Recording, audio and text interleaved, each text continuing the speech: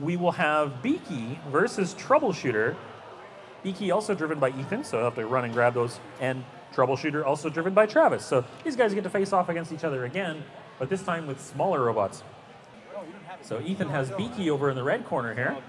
And basically the idea behind this one here is it's a wedge bot with a lifter, except for instead of, it used to have a beak on top, little lifting arm thing that it could use to like poke its opponents and move them around. Instead now, the beak is underneath and it uses it to lift the entire body up. So the entire wedge on the front is now the lifting arm. A very ingenious idea. So far it's worked okay, other than the beak being in maybe not the perfect position. Has a tendency to lift its back wheels off the ground rather than lifting the lifter off the front.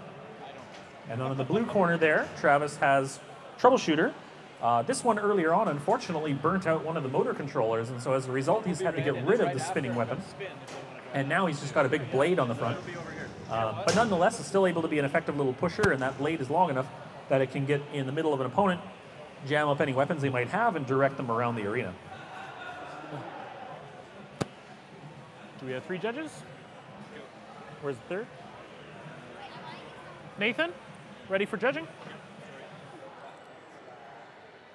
All right, the drivers are ready, the judges are ready. We'll start in 3, 2, 1, fight.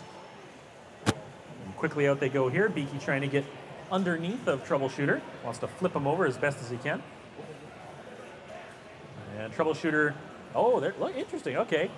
Look, I'm not sure which one did the lifting there, but it worked out all right for Troubleshooter because he really only needs those 2 back wheels on the ground. So lifting that knife blade off the ground isn't really going to harm him at all. As Beaky tries to push Troubleshooter's weapon into the blue hazard there, and Troubleshooter turns and does the same thing to him. Unfortunately, not a very hard hit, but still manages to push him into it all the same, as they're both vying for position here, trying to be the one to push the other one into the hazard, or perhaps even outside. It's more fun.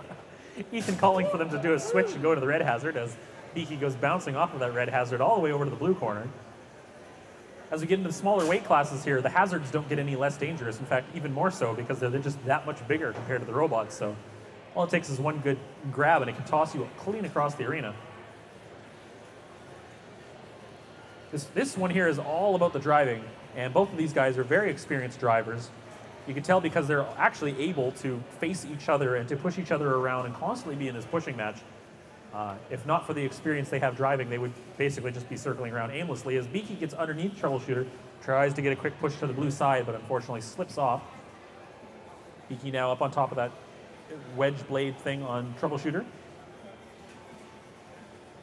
And once again, vying for position. That time the beak actually did lift quite well, but drives off almost immediately.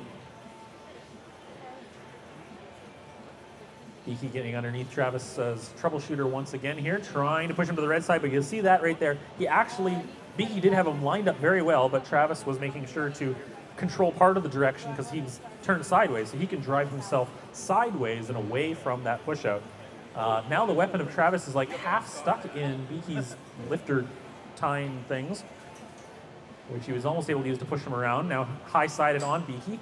Beaky pushing him back in towards the red hazard there, leaving him no choice but to drive off in that direction. And that low knife wedge on the front of Troubleshooter actually doing a pretty good job of getting underneath of Beaky. Beaky does not go all the way to the floor because there are those 2 little lefter wedgelet things on the edges. 35 seconds remaining.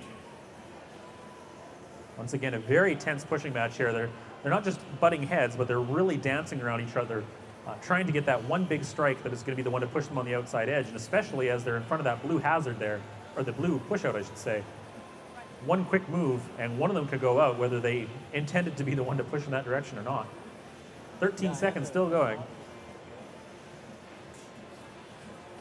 Still trying to get that one big hit, just to position themselves correctly, but both counter-steering very well. 2, 1, time is up. That's the end of the fight. Well driven to both Ethan and Travis. My condolences to the judges, as they're going to have to decide which one of them showed the most aggression and control. I think we can just count out damage for the time being. But very well driven by both of them. Each one getting a fairly equal amount of pushing time in there, I think. And doing a good job of trying to force their opponent towards those push-outs, but neither of them quite successful in that endeavor. But the judges have decided that the winner will be Beaky. Congratulations, Ethan.